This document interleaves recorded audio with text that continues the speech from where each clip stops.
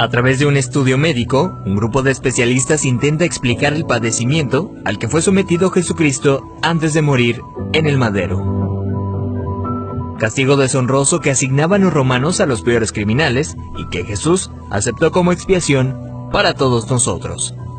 Con 33 años de edad, Jesús sufrió el castigo más cruel y abominable, ocasionándole una muerte lenta y extremadamente dolorosa, padeciendo al menos unas 18 horas.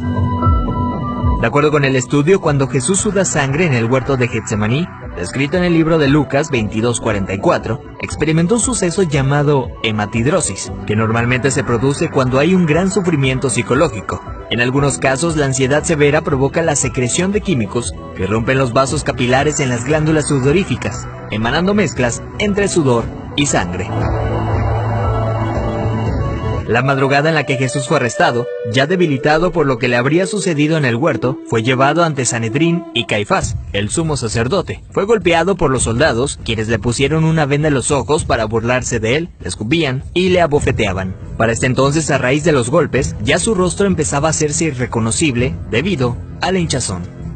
Los azotes que Cristo recibió de los romanos eran a causa de otro término terriblemente brutal. El látigo que utilizaban los soldados estaba compuesto por tiras de cuero trenzado con esferas de metal entretejidas. Cuando este impactaba contra la carne, provocaba severos moretones y contusiones, mismas que se abrían con los demás golpes. No contentos con esto, el artefacto con el que se flageló a Jesucristo también tenía pedazos de hueso afilado, provocando además cortadas profundas mientras lo golpeaban. De acuerdo con estudios realizados por historiadores forenses, con frecuencia, quienes eran flagelados con este tipo de látigos llegan a tener exposición de la espina dorsal debido al desgarramiento de la espalda, pues los golpes iban desde los hombros, pasando por la espalda y las piernas, hasta llegar a los muslos, produciendo que la carne del individuo cuelgue en forma de tiras. Mientras sucedía, en el interior de la persona, en este caso Jesucristo, se experimenta un dolor tan grande que debió llevarlo a una conmoción hipovolémica, es decir, que la persona a raíz de la gran pérdida de sangre sufre de taquicardia, pues el corazón acelera su ritmo intentando bombear una sangre que ya no existe, lo que a su vez conlleva una baja presión sanguínea, dando paso a la pérdida de la conciencia.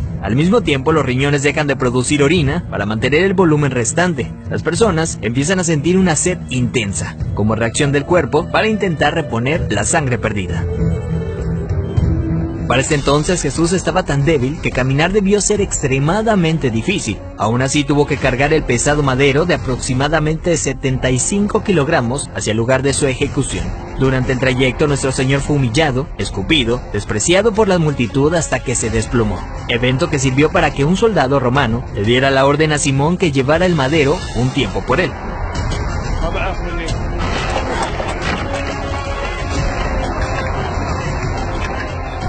Luego de ello, Jesús dice tener sed, y le dan un trago de vinagre. Los criminales condenados a esta pena eran amarrados. No obstante, a Jesús le clavaron de forma horizontal, con las manos abiertas. La viga llamada patíbulum aún no se había unido al madero, colocado de forma vertical permanente. Los clavos que se usaban para este hecho eran de entre 13 a 18 centímetros de largo, afilados en punta, con el objetivo de que éste atravesara el nervio mediano. Al romperse ese tendón y poner las muñecas clavadas, Jesús fue forzado a utilizar todos los músculos de su espalda desgarrada para poder respirar.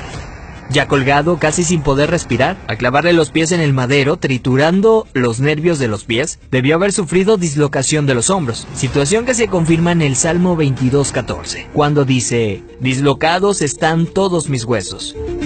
Lo siguiente es una muerte lenta por asfixia. Conforme se iba disminuyendo la frecuencia respiratoria de Jesús, entra en lo que se llama acidosis respiratoria. Dicho en otras palabras, es cuando el dióxido de carbono de la sangre se disuelve con el ácido carbónico, lo cual produce un aumento notable en la acidez de la sangre, lo que lleva a que el pulso sea irregular. De hecho, al sentir su corazón latir de forma errática, hubiera sido un indicador claro para Jesucristo que estaba a punto de morir. Y es entonces cuando probablemente pudo haber pronunciado aquella frase: «Padre, en tus manos encomiendo mi espíritu», para después morir de un paro cardíaco.